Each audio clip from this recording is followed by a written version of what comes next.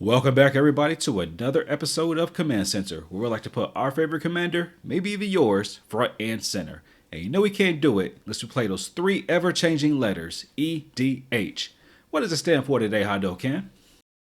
It stands for Enduring Dinosaur Hemorrhoids. That's right. This new bracket system is going to be a pain in our ass because you thought it was confusing at first. Well, guess what? Time for the remix. So tell us what we talk about today, Derek. That caught me off guard.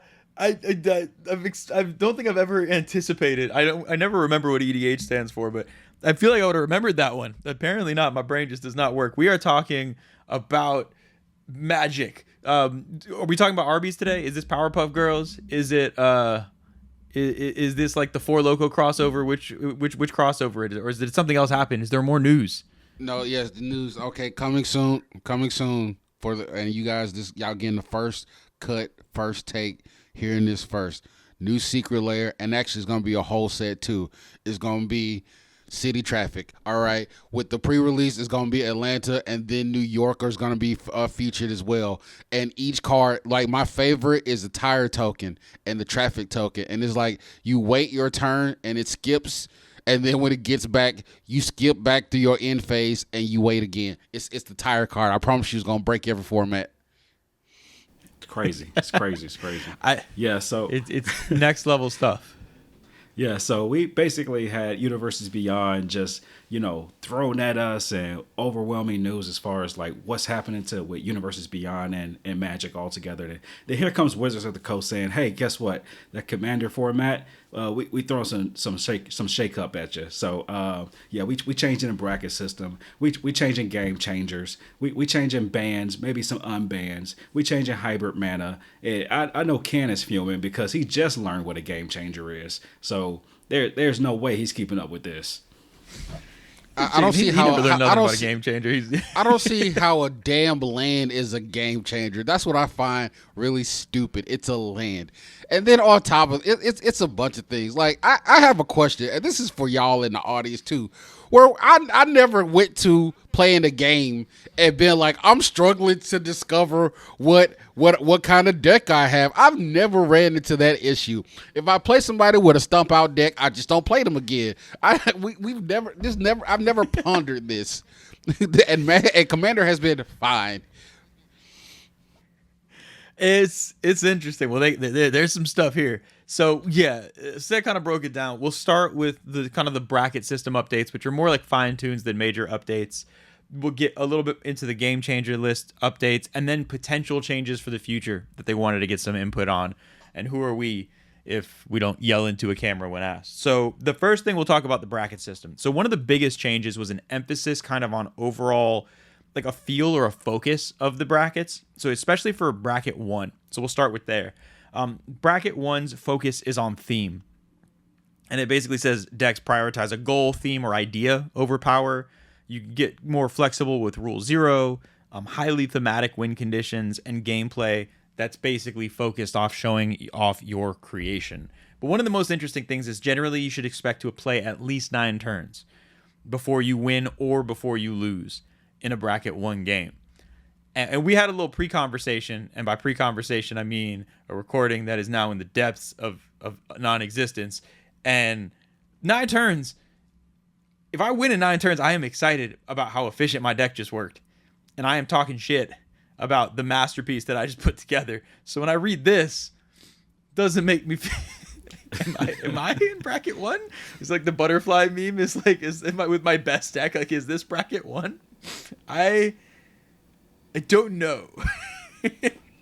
So basically, Yeah, are you telling me if I play? Wait.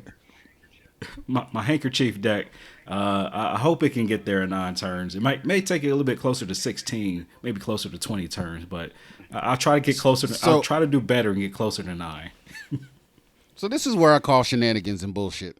Because if you play against a stacks player who just locks everybody out for eternity, you tell me that is a one turn, that is a bracket 5 deck now. Well, no, because it does mention in like the other part of it, gameplay focuses on an opportunity for everyone to show off creation. So like there's a distinct focus away from like stopping other decks, basically. It gets more granular and more detail in the full chart. We're kind of just doing like the spark notes of it. But there are a few other things that kind of cover that. That's a good point that you bring up. That focuses on like you're not going to have 30 interaction spells in a bracket 1 deck. Jesus, it's just not meant to like shut everything else. Did you say Spark Notes? God, Jesus Christ, that's old. We in ChatGPT territory now, buddy. You said Spark Notes. God, Jesus Christ. Next thing you know, you're going to bring up that paperclip animation. Millennials have Shut a special your mouth place. and your ass, is that the phrase? Millennials have a special place in hell.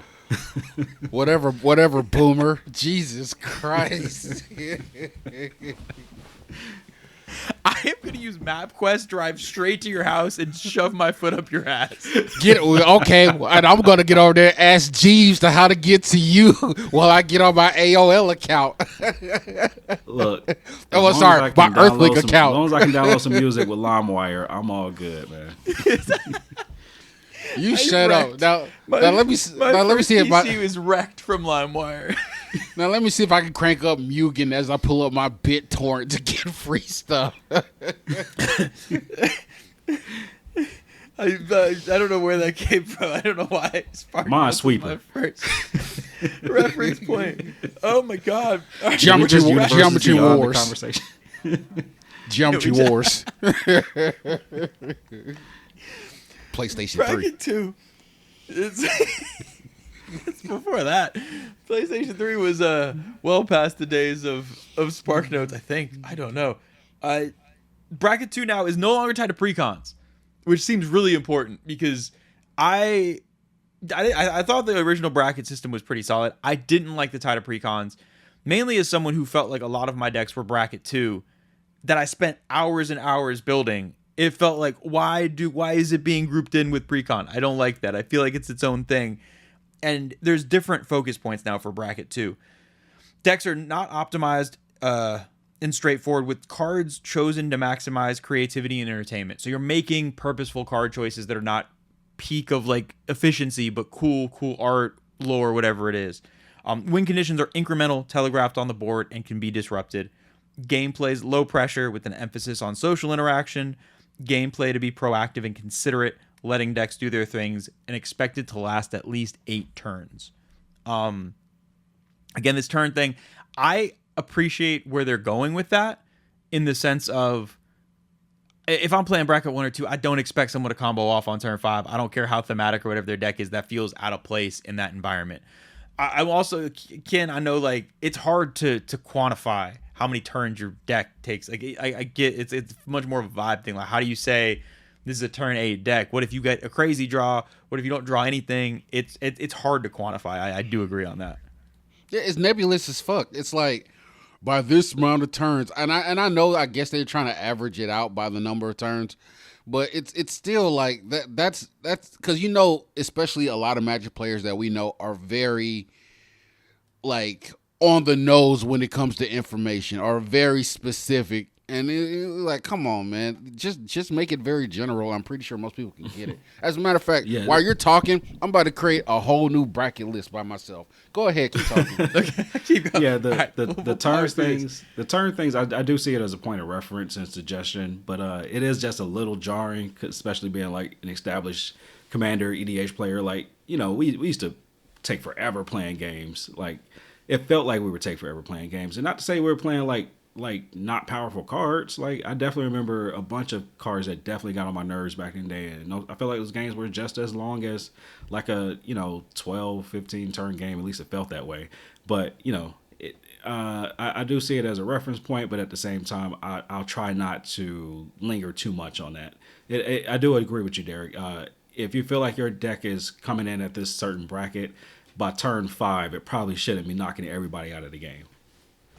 If it does, which is why I appreciate it, because I felt like so much before was like you had bad actors. I feel like it's a guardrail against bad actors, because you had bad actors before pulling there's no game changers in here. It's a 2 when it had the potential to knock out a table in 5 or 6 turns, and so I feel like it just guards against that. Like it's a very like kind of almost like a check yourself thing. I agree with Ken where I think it's not necessarily needed for play groups that are going into this with like a good intentions type thing, but I think it's fully needed trying to go to your LGS and not have the one person who wants to pub stomp pub stomp and feel like I followed all the rules. It's like, no, you know what you did. It kind of just adds context to that. But the turns are going to get disturbing in a second, and we'll get to, so bracket 3 is upgraded. This is the one where you can have up to 3 game changers. That hasn't changed. Decks are expected to be powered up with strong synergy and high card quality. They can effectively disrupt opponents. There's game changers are likely to be the value engine and game ending type big spells. Win conditions can be deployed in one big turn from hand, but usually you've steadily accrued resources to get there. And gameplay to feature many proactive and reactive plays. Now, that description I just read of the deck types and all that, that feels like the type of Magic and the decks I build. Like that, I just read that and I think, okay, 0 to 3 game changers, reactive, all this stuff. Yeah, I can play in those games. And then I read, you should expect to be able to play at least 6 turns. I have not even thought about my strategy for the game in 6 turns. Yeah, 6 turns, I'm still setting up. I'm sorry. I'm if someone kills me in 6 turns, I'm going and doing something else. I'm pulling on my Switch and playing Pokemon. I'm not sitting there for another game if you abuse me in 6 turns. What in the world? I'm definitely still setting up by turn 6. So I'm honestly afraid of what a bracket 3 deck is looking like if we're saying that, if we're sticking by the 6 turn thing. If we're sticking hard and fast with that, I just don't know. I don't know how to construct a deck that wins the 6 turns. I'm sorry. That's just me. That's a skill. It's a skill issue. I'm sorry. That's what I'm looking at here. I mean, I feel the same way. We had a streak. Sorry, you got it, Kim. Side note, I built the new bracket list when you guys are ready. So, yeah. All right. As soon as we finish this out, I'm ready for Ken's. I mean, like, my biggest thing is we experienced this on our Sunday stream. Said there was like maybe a 2-month period where you and I never got past the point of setting up in a game. Yeah. Where we were dead by turn 6 or 7 every game, and we never got past the point of like deploying some mana rocks or cool prep spells, and we're just getting murdered. And so, like, I guess that's what bracket 3 is. I want to stay the hell away from bracket 3 because that's basically what that is. Where it's like if you came to be on a lazy river and talk to your friends, get the fuck out of here. You don't belong here in bracket 3. Get down to 1 and 2 with those losers. And by that I mean I'm the loser that will only live in bracket 1 and 2. And if you say the word 3 around me, I will cry. That's insane. 6 turns seems like hyper powered, super fast, based on my own reference point. That's crazy. Yeah, like bracket 4. Sorry. Yeah. Like I said, I don't know what a 6 turn win looks like for any deck that I play or even think about playing. So unless I'm coming in to specifically build a combo deck, I don't know what a bracket 3 looks like other than just straight gas. Yeah, we're gonna have to do a separate video one day where we start assigning brackets to our own decks based on new parameters because I think that would be quite entertaining. Bracket 4 now. These are optimized. 6 turns, too slow. You're wasting too much time. Decks do not adhere to the CEDH metagame. So they're not metagame, but they're lethal, consistent, fast, and designed to stick foots up asses. Game changers are likely to be fast mana, snowballing resources, engines, middle fingers, and the like. Win conditions vary, but tend to be efficient, instantaneous, and ending of friendships. Gameplay to be explosive, powerful, featuring huge threats and efficient disruption to match. Generally, you should expect to be able to play at least 4 turns. Duh, you get all 4 turns. Is this Yu-Gi-Oh! Rush? You probably don't even know what Yu-Gi-Oh! Rush is, but you can infer by the name Yu-Gi-Oh! Rush what Yu-Gi-Oh! Rush probably looks like. Like what is this? Like who is playing games that last 4 turns? Like to me, that is CEDH. I don't go there. I don't go to that school. I never sent the application to that university. So what you just described to me was CEDH, and you telling me there's still another bracket out there? Like, Ken, what do CEDH players do? CEDH player, well, it's another thing. CEDH players, they fart in their own bathwater. Let's say they brush their teeth. They brush their teeth with peanut butter, and they also go to weddings with divorce papers. They're some of the most horrible people that you know. Let's get to bracket 5 with just CEDH. The funniest thing is I do think like CEDH doesn't need any of this. They already got their shit figured out. Like they have no trouble finding games. They know what they want. They have fun with it. It's all those casual monsters that can't figure out what a game of Commander means. Yeah, CEDH has it all figured out. CDH has it mapped out. They already know what spot in hell they're going to. Like, that's already clearly given. They already know the section. As a matter of fact, when you get for your first CDH deck, you automatically get teleported a lot number. That's the wing of hell that you're going to reside in, because you're like, you know what? I don't care about, camaraderie and the spirit of people. I just want to decimate the earth. So, I don't even bother reading the categories. Again, CEDH is figured out. Like, the bracket system, I appreciate that they include CEDH there as a reference point, but like, I've never once sat at a table and had a CEDH player come pub stomp. It just doesn't happen. Like, those aren't the players that are causing issues with brackets. Those aren't the players beating up on new players. Like, CEDH players find the joy in playing against other CEDH decks. Like, the games can end on any turn. You're playing most powerful Magic possible in Commander. Like, you are enjoying the bustedness of the format. You're not there to beat up on small children, which the other 4 brackets do contain people that do that. I will say this: it is. I appreciate those. It is easy to find a CEDH player whenever you go to a Magic convention. They're the people who put their heads up their butts and take deep breaths.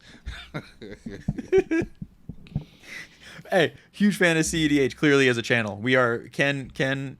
That's his favorite thing. So anybody that wants to, challenge us to CEDH, we will probably not play, because it hurts my brain. But like, you can challenge us anyway. We don't have to respond.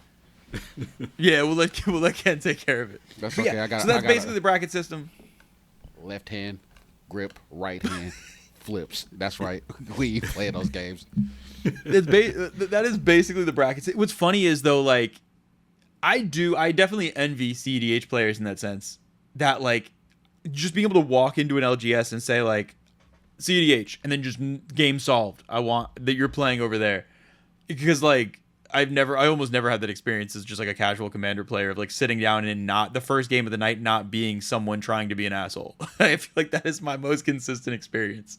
I admire them like I admire like serial killers. Like, they know who they are. They know what lane they stay in. They don't try to trick people into that they're not murdering people. They know where they stand.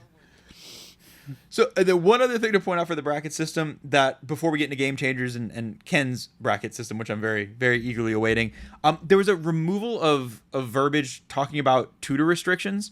They already have the most powerful tutors on the game changer list, so they basically had said more or less, there's no point to like get that granular. If you're running like a diabolic tutor, which is like I think that's the 4-mana one, you're not a bracket 3 or 4 deck if you're running a 4-mana diabolic tutor that you found in a bit like a bulk bin. Like, no. Or if you're running like expedition map or some random stuff, it gets so granular. I actually really like that idea. Remove the idea of tutoring as a whole. If you're bracket 1 and you want to play the jankiest thing possible, you might need tutors to like do your weird thing. So I'm actually a huge fan of that.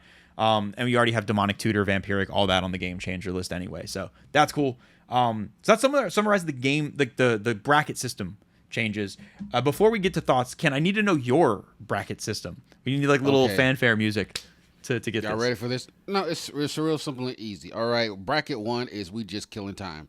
This is you just sitting there with people, y'all cracking jokes, y'all hanging out, y'all watching movies, y'all kicking the shit. Somebody wins, somebody don't. You just shuffle up and go. You're there for the communal experience. You're there just to have a good time. And your decks might not even do nothing. They just might sit there and dirtle.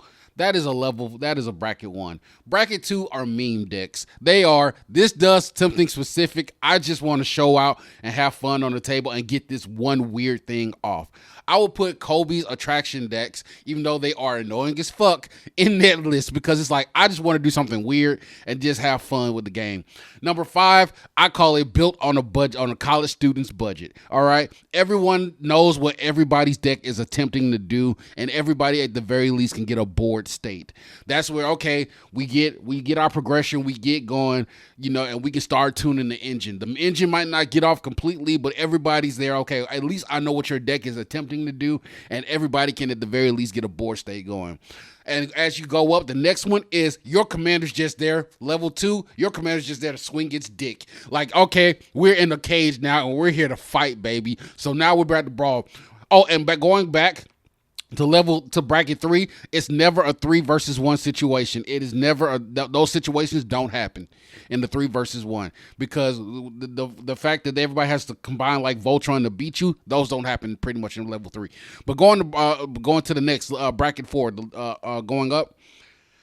Commander's just there to swing his dick. Everybody's there to punch each other in the face with nothing but bare buckles and broken teeth. That's what we're here for. Ain't no apologies. Ain't no smiling. We go back with toothless gaps and look and that's it. We cuss each other out at the table and then we go home happy. Level 4, I'm kicking you in the dick. We are here to shit kick each other. This is literally The Rock versus Kevin Hart. Ain't nothing but assholes and elbows, all right? We break it off. If Bone Crusher don't show up and say, I got something, I ain't never scared, I'm going and pop in the trunk, you are doing something wrong. This is where the CEDH players go. This is where they assemble the Avengers to fight the Teletubbies. This is where we go.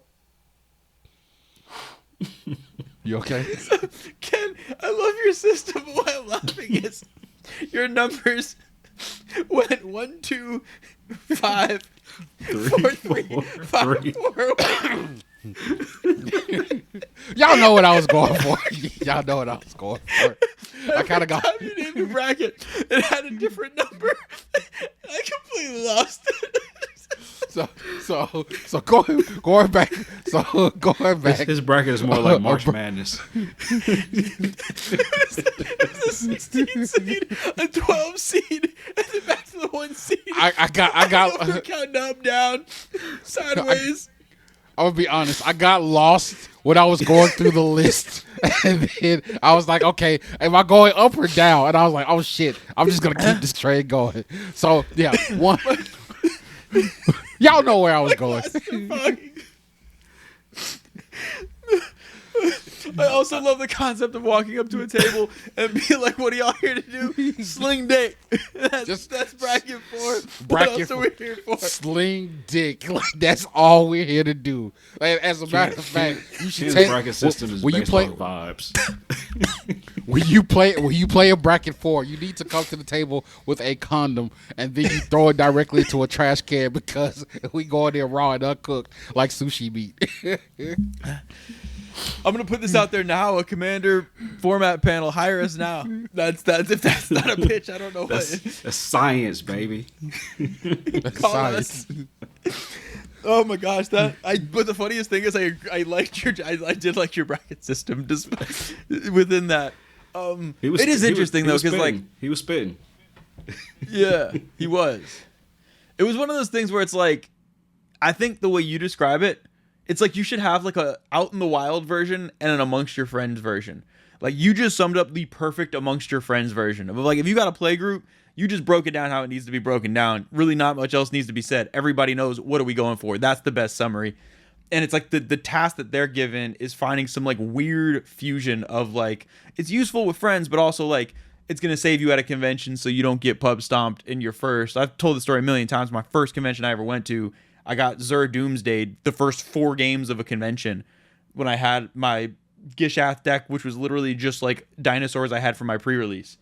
And I was like, this game sucks. Like, why would anybody play this? So, yeah, it's a tough balance to find. But I do agree, Ken. I think that like having it simplified like that amongst friends, like if we're not going to sit there when we're talking about what game we're playing next and break out a scroll to read out the things. Yeah, we're just like, all right, we care about winning. Like, what are we trying to do? Is somebody salty? Like that type of stuff. So, but even amongst us, we got petty meters where we like, okay, y'all bastards want to turn it up, we gonna turn it up. That's what they forgot to incorporate the petty. That's where they messed up. All right, let's let's jump in because there's a few more things we want to get to. The game changer removals and nothing was added, so all these cards are off the game changer list now. For different reasons. One is going to be high mana value. So these are just like super high mana value cards that they're just like are not worth. I guess if games are ending on turn 6, who cares about a 10 mana spell? Expropriate is no longer a game changer. Jingataxis Core Augur, no longer a game changer. Sway of the Stars, no longer a game changer. And the fourth one, Ken, you'll be happy about this. Vorinclex Voice of Hunger is no longer a game changer. Is that your bestie is free? Is that the tap one? Yes. First of all, I've only played that in one game. What are you talking about? And the game that I played it in was specifically designed to kick the shit out of somebody, and then I immediately took it out. Like, what are you talking about? Like, you love bringing up that one damn card, and how is expropriate on that ain't on that list where there's 20 different ways to play free spells? Yeah, that's a good question. All right, well, I'm gonna keep. We'll circle back. We'll keep reading. So those are the high mana value ones. Then legends that they took off the game changer list, mainly because as commanders, these are so busted. Obviously, there's no reason to have them on a game changer list. If you put these in the 99, it's whatever. It's Kinnan, Bonder Prodigy, Urza, Lord High Artificer, Winota, Jonah of Forces, and Yuriko, the Tiger's Shadow, are no longer game changers. And I think it's because it doesn't really, like, you can't sit down at a bracket 1 or 2 table and say I'm playing Urza. No one's going to believe you. What's the point of it being a game changer? It's like, yeah, I kind of get that. They're kind of like straight, like swaying away from legends a little bit. I don't think that's why they did it. I think honestly they did it because if they had to justify why it was on there, then they'd have to ban. Then they you can't justify why it's on a game changers list and not banned. You can't. Yeah, it almost justify it. It almost gets to the level of like. I honestly don't know if they know what to do with legends on the game changer list. Like, I know there might be a couple still left on there, but you start getting into legend territory. Like, should we be talking about bans? You might, like Ken yeah, said? yeah. You might as well ban it. You might as well ban it because my whole thing is, if that's the case, if this is only good and like they're broken and then they're only viable in CEDH, then the whole next question is what's going to be banned, and then that's all open up a whole another can of worms because people are like, well, if you're going to ban this one because it did this, then what about this deck or what about this deck? And it's like that's literally a slippery slope. So they had to remove some of these. Yeah, I actually never thought about that. That's a really good point. Yeah, I mean, it makes it's not. I'm not really against it either because it's not like for me game changers. A lot of it is like what's hidden in the deck. Knowing you have a bunch of game changers lets me know what's in the 99 and what's happening. I don't need to wonder when I see Yuriko or Urza or Kinnan. Like, there's no mystery there. The bracket system doesn't have anything to solve. It's just it's a problem. Like it's kind of like self-apparent. There's 2 more that don't fit in any categories. First, obviously, the first one's a high mana value, then legends. 2 more that got removed are deflecting SWAT, so the free red spell that if you control your commander, change the target of a spell or ability, and then food chain. Don't know why they removed food chain, but they did. I don't feel strongly either way, but food chain's off. Those are all the removal of game changers. Do either of y'all have strong opinions on any of these? Because I'm kind of just meh on all of mine. None of these were cards that I like, oh, it needs to be a game changer. It should have been banned. And it's also like they came off. I don't think I would have taken any of them off personally, but I also don't feel strongly about any of them. I rarely run into this shit. Yeah. We don't play these cards. And we're also at a point where when people see a Yuriko or they see a Urza as a commander, they know what they're about to get into. There is no way to not do those decks in a way that they're not going to do what they're going to do. So yes, you can call them game changers by fiat, like by in name only.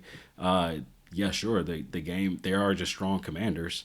If you just want to give them that title as well, but I mean, like, yeah, they just are what they are. So when you see those cards, you know, like I said, you know what you're about to get into. And it's so rare that I run into it, and I get it. This is for like other people and other play groups and stuff, and a lot of people don't know social etiquette and social grace, and I get that. But it's kind of hard for me to associate with this because I'm like, I rarely run into this crap, and when I run into it, I be like, okay, you're that type of person. I know what to do going forward. That's literally all it is. And I guess I think my only. Oh, sorry. Sorry, no, go ahead. No, you got it. It was off topic. And I guess it's just and I, like I said, I'm speaking from a place of a person who's played Magic for a while, so I kind of know how to move and adjust when situations like that. And this is more for like newcomers and people struggling to find like play groups and stuff like that, and even going outside of themselves and trying to associate with play groups and how to socially calibrate. It's just hard for me to put myself in that person's shoes. Yeah, I mean, I agree. I think a lot of it is the person who's at a random LGS who's either like coming into the game or getting used to Commander, trying to figure out those rule zero conversations. So I agree. It's hard to really get back into that mindset if we've been playing for as long as we have. And for cards like this, I think it's a good idea. I usually am in favor of adding game changers. I like trying to take problematic cards away from problematic players, but none of these are like, hey, these are whatever. Like, these have been boogeymen in the format. Like, it's not like, oh, power creeps coming in. It's like the newest card on this list is Kinnan. Like, these cards have been around for a while. It's whatever. Like, they're there. I think the only card that I was actually kind of excited to see come off was Deflecting Swat. Just because, like, normally the free spells, I love having the, like, tricksiness of a Deflecting Swat. I really like Bolt Bend, Deflecting Swat, Fork, anything where you're, like, taking what your opponent's doing and then causing chaos from that, I really enjoy.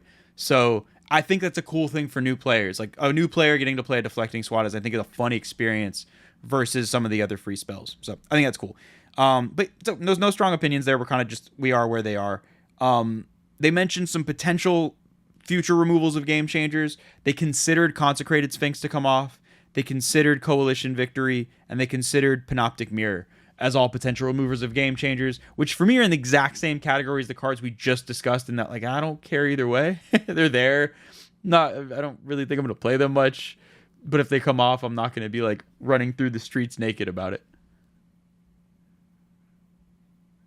Okay, so that takes us to the last two topics. First one's going to be potential bans that they may discuss next year. So these are kind of we'll put a little time marker here. It's the spicy shit that we got to get into. Potential bans for next year and a potential rule change for next year.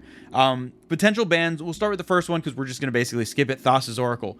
We don't play CEDH, and it has no effect on Casual Commander. So I don't really think we need to talk about Thassa's Oracle. I mean, we can kind of skip it. If CEDH players think it needs to be banned, I trust them.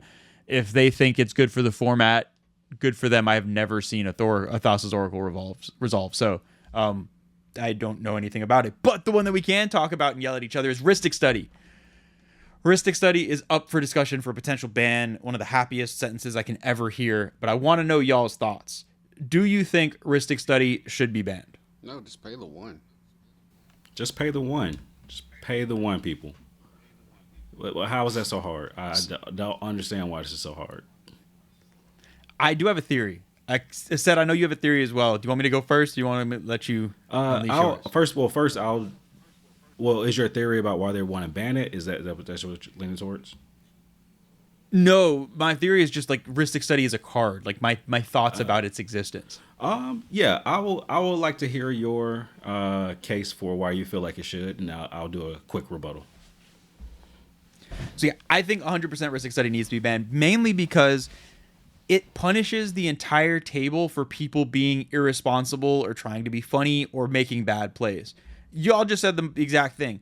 If Rhystic Study said the words, each spell costs 1 more to cast, for 3 mana, it would be unplayable and trash. No one would play it for a 3 mana stacks piece like that. But the thing is, people don't realize that. They get so selfish in the game that they're like, well, it's going to push back my play. I'm just going to let them draw the card. Why would I pay the 1? If you pay the 1, the person who cast it just played a bad Magic card. If you don't pay the 1, you just let them play the most powerful card in the Commander format. Like, that's the gap. And every time I sit at a table, especially with like random players, someone plays a Rhystic Study, I am so many times the only one paying for it. And it just feels like the game is then ruined based on like the entire game that you're then playing depends on the rest of the other players making a good decision. And if not, the game is just ruined because that Rhystic Study player is just going to run away with the game, all because everyone's like, oh, I don't feel like paying the 1. I don't want to do that. I don't want to do that. And it just, every time I see it at the table, it's either everyone pays the 1 and it's uneventful and just a bad card, or no one does and the entire game is warped and ruined. And I'm so tired and sick and frustrated of having to try to convince people to pay the 1, and the second one person doesn't, everyone stops. It punishes the table for people making bad decisions. And normally in Commander, everything's like relative of like, is that a good decision? You know, like threat assessment, there's always those arguments. Objectively, you should pay the 1 for Rhystic Study every time. If you do not pay the 1, you are making a terrible gameplay decision. Period. End all. You hear that, everybody? Derek is the fun police.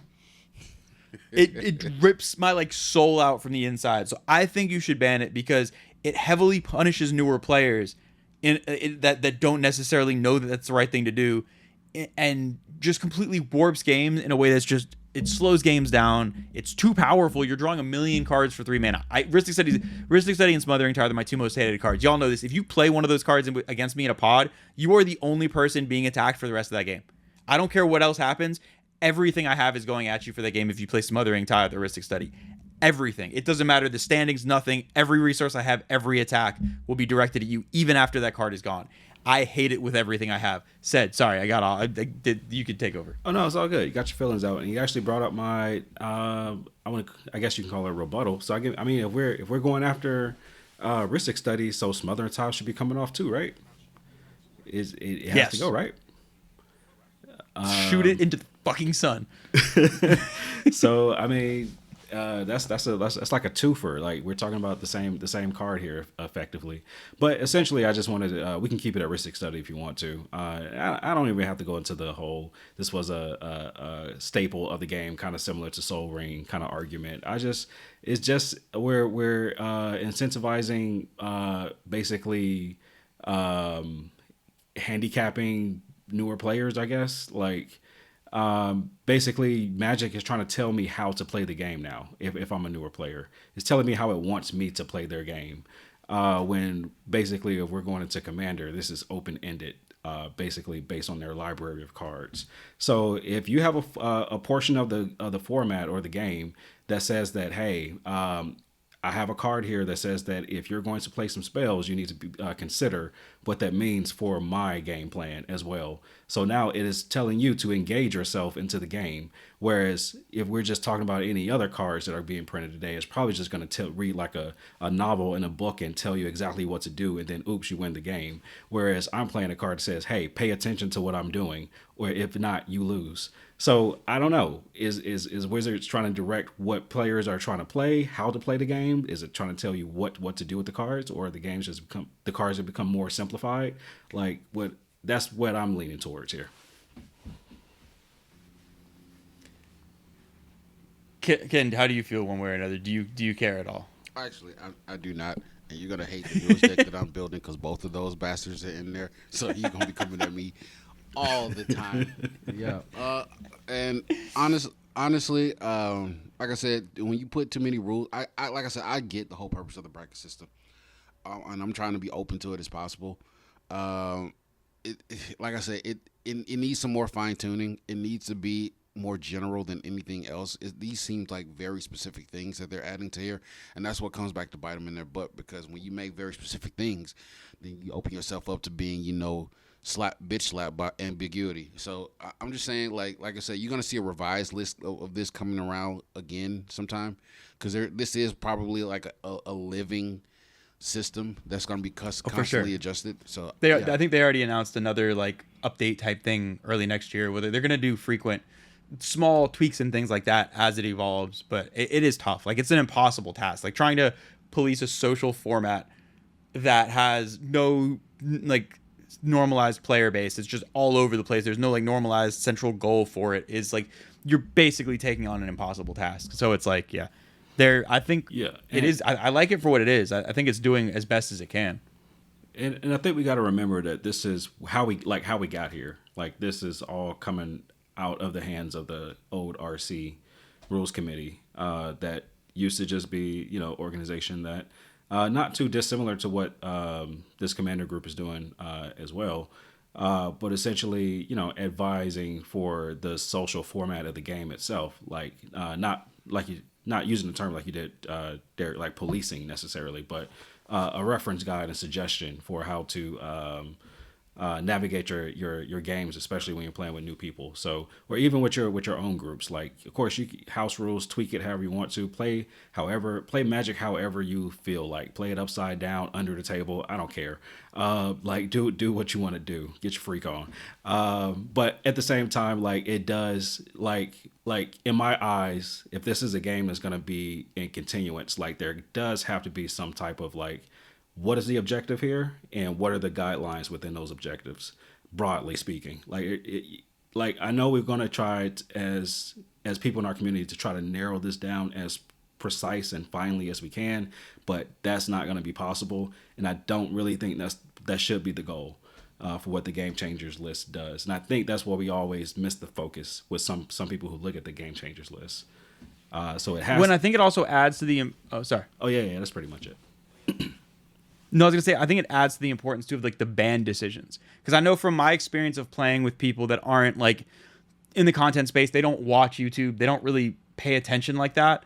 They know about the ban list, they don't know anything about Game Changers or brackets. They don't care about that, like at all.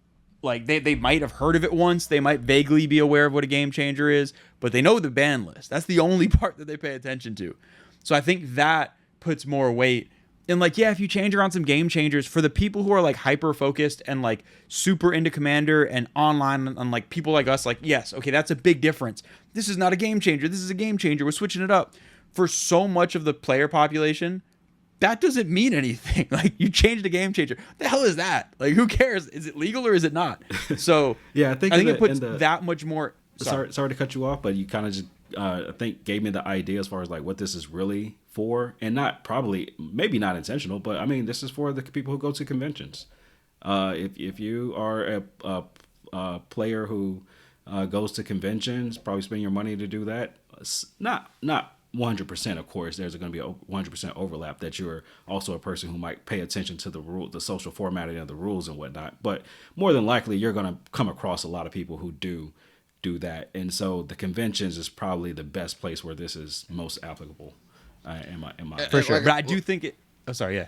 Like I said, I get what they're going for. I get what they're trying to do, and I support it wholeheartedly. It's just it's a little nebulous because like the whole concept of a Game Changer itself is nebulous. Like, is a Blood Moon a game changer? Is a Winter Orb a game changer? It's like is some of these Final those Fantasy are covered besides VV cards game changers? Like I keep hearing Sephiroth in that cloud, and a lot of them are covered in like more indirect aspects, like Blood Moon and those things are covered under Mass Land Denial.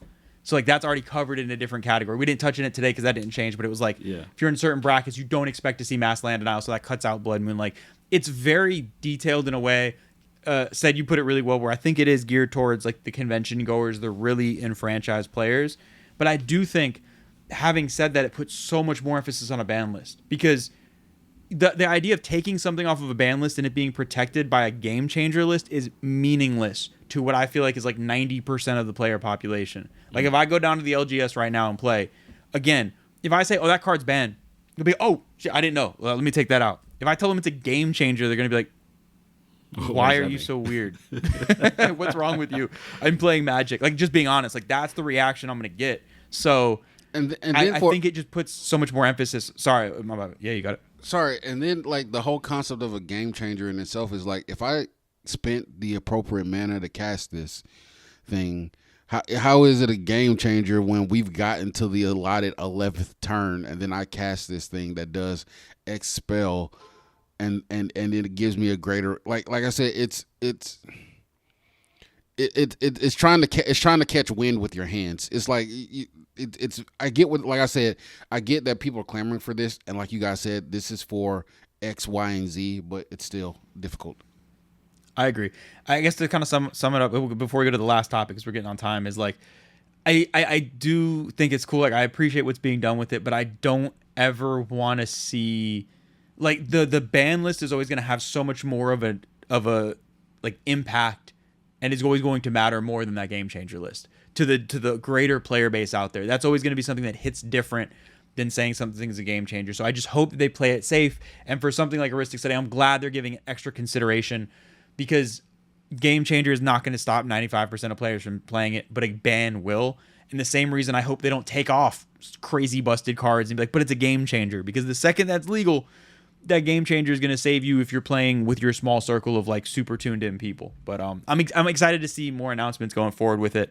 I'm glad to see they're giving it like careful thought. They're not just randomly doing stuff, which has always been the case. Even with the old RC, we very rarely saw bans. They were very, very thoughtful, slow about mode. Like, I mean, like in the years of playing Commander, 10 cards maybe got banned total from like 2015 to 2025, whatever it was. So like, it's always been a slow moving format, and I'm happy to see it like continue that way.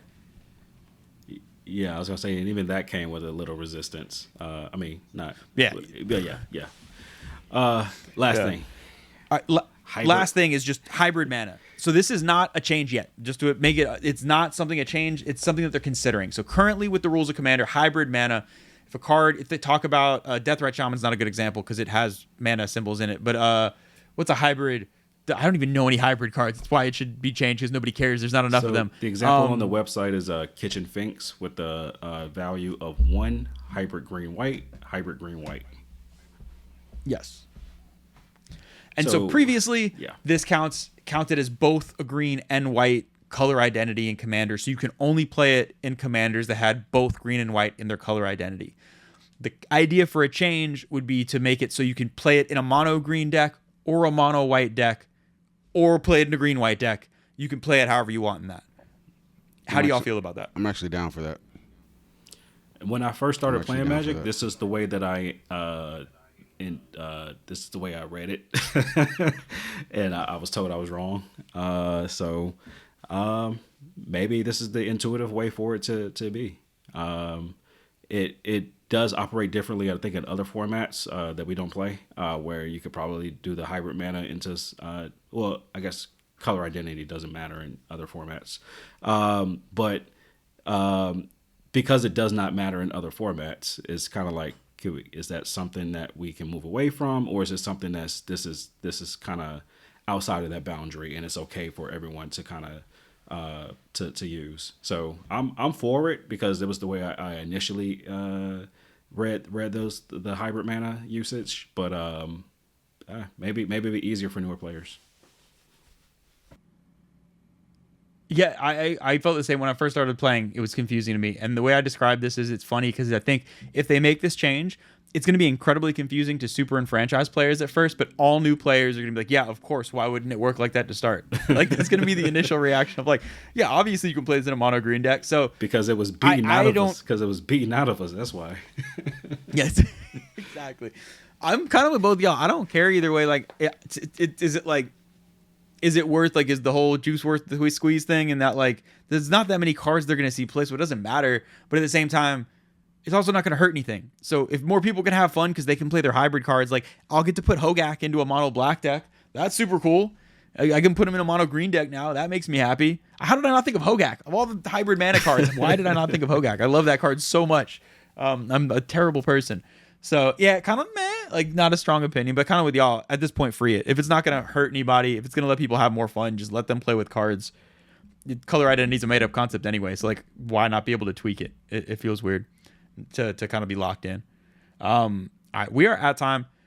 Those are our thoughts. There are changes. Ken, we just made that all up. None of that is real. No, I'm kidding. Those are all actual announcements that came. The internet told us it can't be a lie because it came from the internet. Let us know in the comments below. What do you think? What is going on with the world of Commander? All the updates. How do you feel about them? Whether it's the brackets, the potential bans, the game changer changes, hybrid mana, Ken's new bracket system. Let us know what you think. Do y'all got anything? Any closing thoughts for the day? Assholes, elbows. That's all we need. And you know what? As a wise person once said, why is my socks wet? But thank you guys for joining us on this ride. Like and subscribe. But until next time, just play the damn game.